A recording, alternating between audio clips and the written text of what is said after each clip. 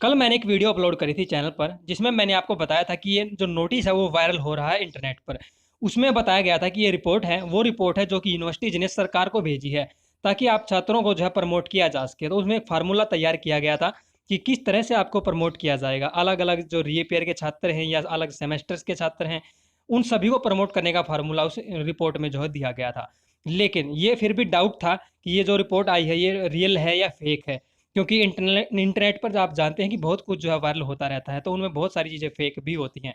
लेकिन अब उस नोटिस को जो है जो रियलिटी है जो उसकी उसको कंफर्म कर दिया है इंदिरा गांधी यूनिवर्सिटी की ओर से।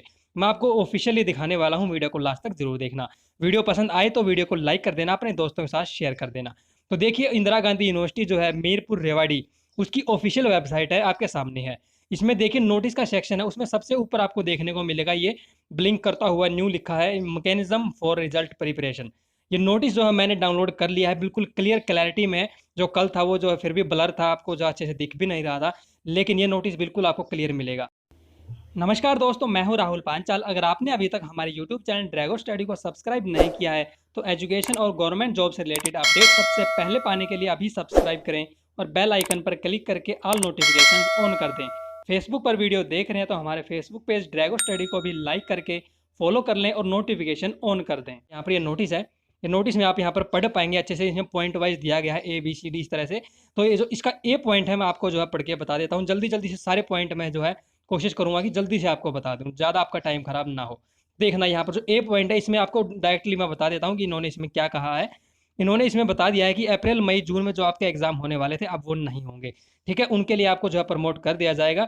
आपके जो इम्प्रूवमेंट अगर आप करना चाहें उन मार्क्स में, तो आप बाद में एग्जाम देकर जो है उसको इम्प्रूव कर सकेंगे, अपने मार्क्स बढ़वा सकेंगे। ठीक है, अब जो बी पॉइंट दिया गया है इसमें, इसको देखना आप। इसमें बताया गया है कि जो रीअपेयर के छात्र हैं जिनका कि अप्रैल मई और जून में एग्जाम होना था, तो उनको जो है अब जो एवरेज मार्क्स हैं आपके थ्योरी के, प्रैक्टिकल के, इंटरनल असेसमेंट के, आपके सेमेस्टर या फिर ईयर के, उसी साल में जिस टाइम में आपका री आया है उस टाइम के ही उनको जो एवरेज है उनकी, उनके बेस पे आपको जो है प्रमोट किया जाएगा।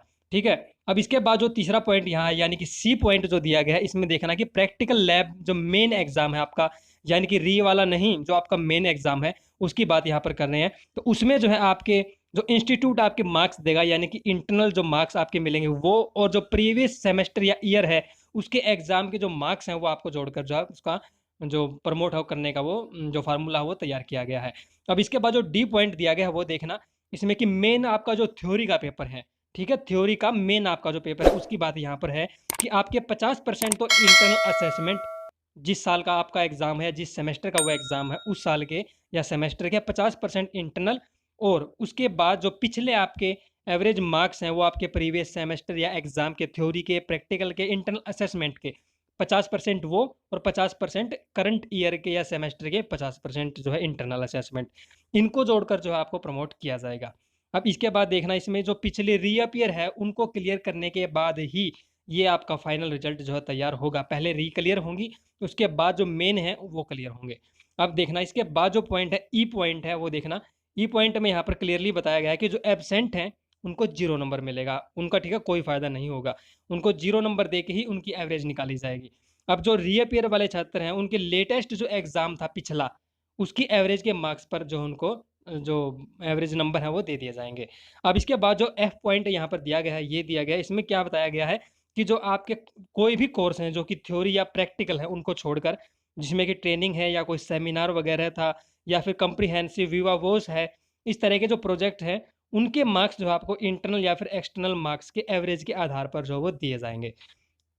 इसके बाद जो पॉइंट दिया गया है, जी पॉइंट है, इसकी इसको आप एक बार समझ लीजिए। जो फर्स्ट ईयर के स्टूडेंट हैं, ठीक है, फर्स्ट ईयर के स्टूडेंट हैं उनको सिर्फ इंटरनल असेसमेंट के आधार पर ही पास कर दिया जाएगा, प्रमोट कर दिया जाएगा। एक साल का भी अगर कोई कोर्स है, सिर्फ एक ही साल का, तो उसको भी यही रूल लगाकर जो है पास किया जाएगा, यानी कि एक साल वाला ही।